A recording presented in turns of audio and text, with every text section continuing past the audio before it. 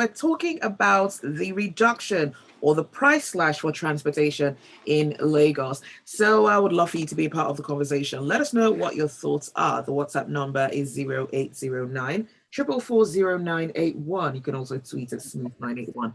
And we're streaming live on YouTube as well. So you can catch the live stream and even post a comment on that live stream. Just search for Smooth981 on YouTube. Rotus, good morning. Hey, good morning, Zibby. Good morning to all our listeners, YouTube viewers out there. Good to be with you all on a Thursday. All right. So speaking about this 50% slash in cost of transportation, how long is this supposed to last for? Well, we understand that the Lagos State government wants this to last for about a week. So it's supposed to be effective tomorrow, I believe, February the 9th, and it's supposed to run until the following Friday next week. A week. Yeah, That's 1 it. week. Well, yeah, maybe it'll be extended depending on how things go.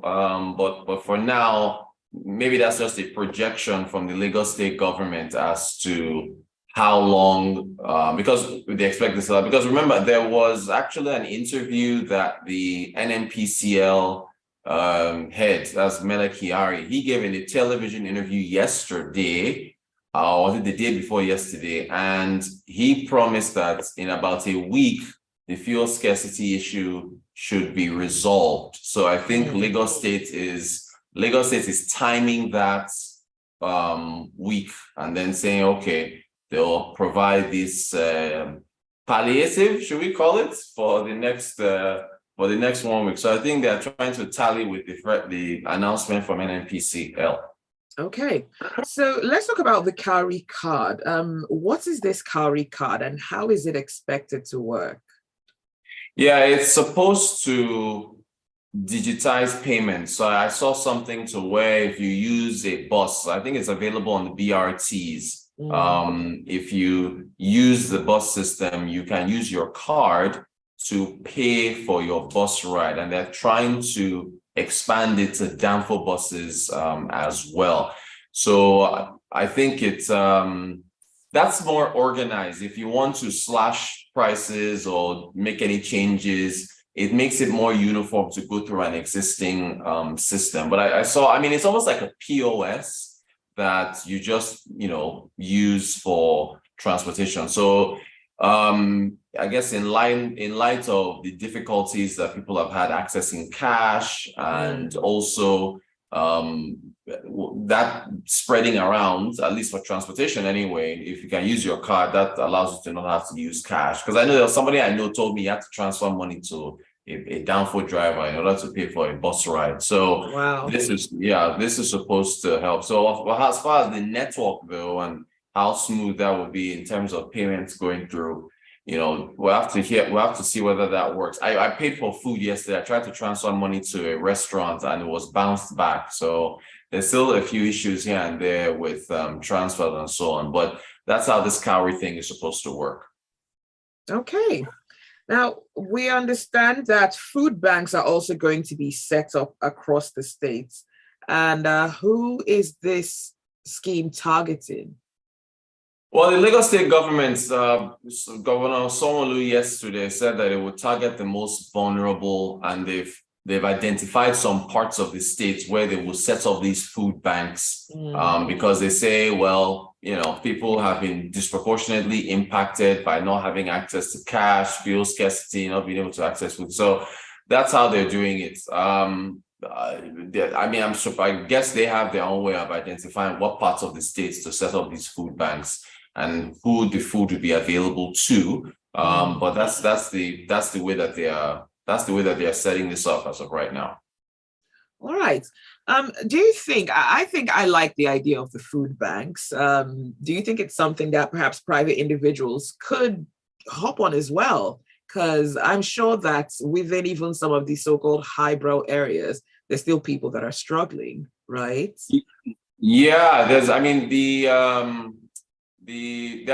I've noticed churches that do this. I've noticed some businesses that do it where they will just drive somewhere with a vehicle and then come out with these packs of food and then they hand them out.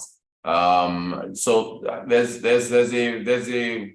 room for private sector folks to hop in on this, but it's been done. I mean, there have been businesses that have been doing it where they pick out a particular time or area where they take this food. I remember during the NSARS protests at the Lekki toll, I remember seeing food being passed around by churches and businesses and so on and so forth. I mean, although that was more for protesters, just to allow them to stay and hang around longer, but there was also food being given out to the less privileged as well.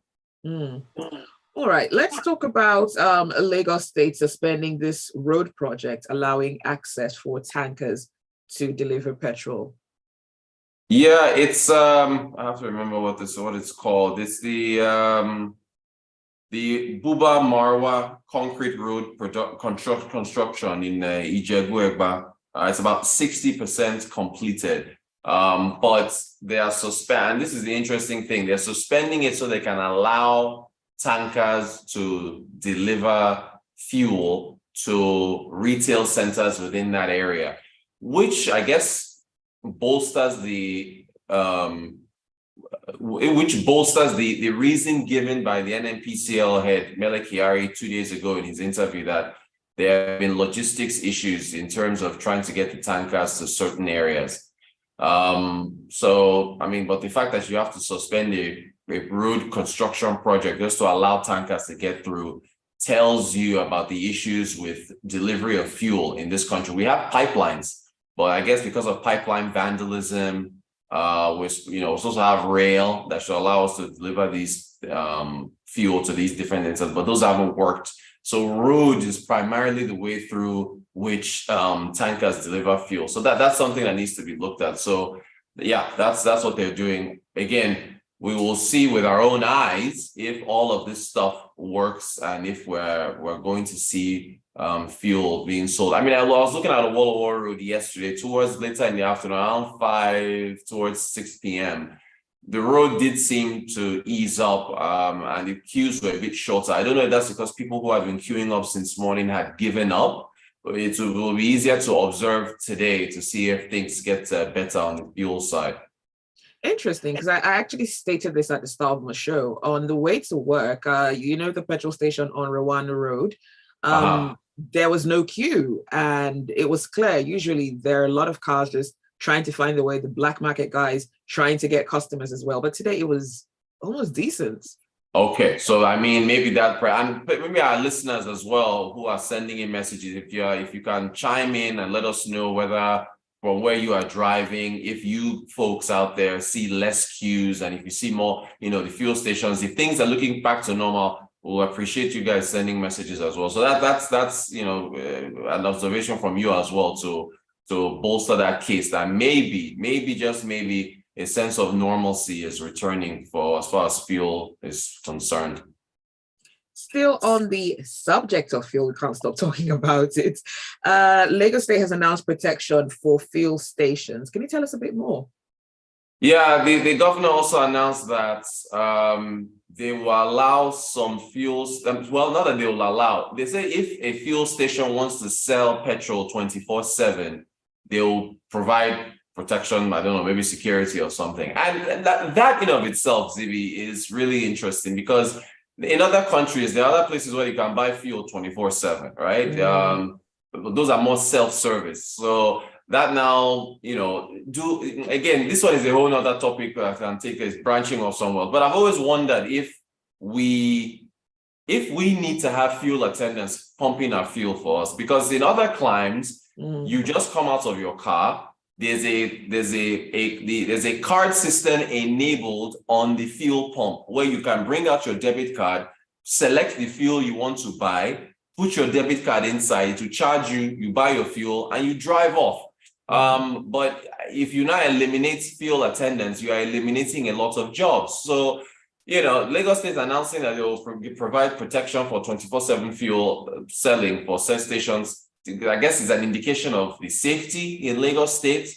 And, perhaps this is not the time to have this conversation, but, other countries, you have self-service for fuel, and you can buy fuel 24/7. And there are cameras there. And it's part of the cashless thing in other countries. So it's good that Lagos State is doing this. They want to again allow for the continued increased supply of fuel, to Lagosians. So, but then it opens up the conversation around that topic as to whether or not we really need fuel attendants, and why we can't just buy our own fuel ourselves and have more advanced fuel pumps that allow for payments as it is done in other countries. All right. I'm just curious, though, is this a bit contradictory? Because about 2 weeks ago, the Lagos State government said they would restrict the selling hours or operational hours for certain petrol stations in traffic-prone areas and certain major roads. Yeah, so, I wouldn't say it's a contradiction. At that time, it was causing a lot of gridlock. So they had to reduce selling hours because other people have to move around. Now it looks like, again, they're timing this thing with the NNPC's announcement. So I guess if they have an indication that supply has increased, they want to boost that supply by allowing stations to sell more, and hopefully it doesn't cause more traffic. If there's less queues, then you can sell more fuel and people can just buy their fuel and move on with their lives.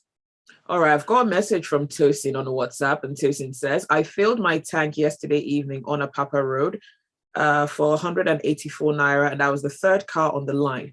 Most queues on Awolowo Road yesterday evening were about 10 cars long. And Deji says, this morning, a particular petrol station near, I don't know where Sherston is, I don't know if you know it, Rotus, had a long queue. Petrol stations on the way to Maryland had no queues, but they were selling at 310 per litre. And Wale says, not Danfo, also used, and this is the carry card, also used for the small white and blue buses provided by the state government. Will those be the last mile buses, I think? Yes, so I guess those are the last mile buses. Yes. So thanks for sending those messages to confirm whether or not we are seeing less queues. So I guess it's mixed at this point based on the messages that we are getting. All right. Let's talk about salary increase for certain states. Which ones have increased the salary for workers, and by how much was it increased?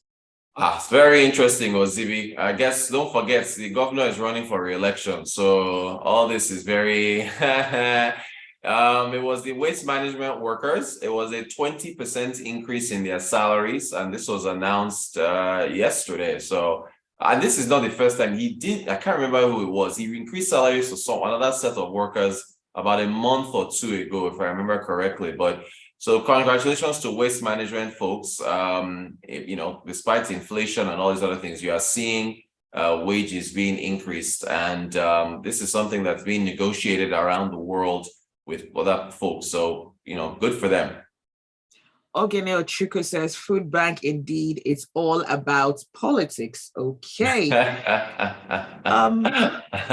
any other we've had fuel scarcity for how long now? And it's just now they're announcing this, but it's all good. It's all good. Anything to relieve the pain is fine. But this fuel scarcity has been going on since late last year. But hey, all right. So have any other states announced something similar, like these salary increments? I haven't heard anything on food banks. I haven't heard anything on fuel. I haven't heard anything on salary increases from any other state. It's only I'm yet to be corrected. I stand corrected, but it's only Lagos State I've heard this from so far. And finally, what does this mean for how much longer would have to endure the Naira and fuel scarcity? Well, maybe a week. As for the fuel, I don't know about the Naira one. The fuel scarcity one, that one we're targeting a week. Hopefully this weekend things ease up. That's why Lagos State has said 1 week. So again, I think they're trying to tally with the NNPCL. On the Naira part, we'll have to see if the banks provide more notes. But real quick, I know we're out of time. Sheon Oshewa, who is the founder of Naira Land, put out a tweet yesterday saying that banks are being attacked physically because people believe that they are hoarding notes. And then he asked the open question, who is telling people that banks are hoarding notes? So the government itself has to be careful with its language because you might be inciting people to point fingers at the banks and demonize them, which is leading to this violent behavior. So let's take it easy with the banks, because our fellow human beings work in those banks. I don't know, Zibby, if you saw those videos of bankers in climbing a fence to escape their own bank. Let's be careful, please, because these are human beings that work there as well. Absolutely correct. And that's all the time for Business Express this morning. Thank you, Rotus. Thank you, Zibby. Thanks for all your messages, everybody. And we'll see you tomorrow for Tech Friday. All right, do stay with us. There's a lot more to come on the Smooth Breakfast. 8.1 Business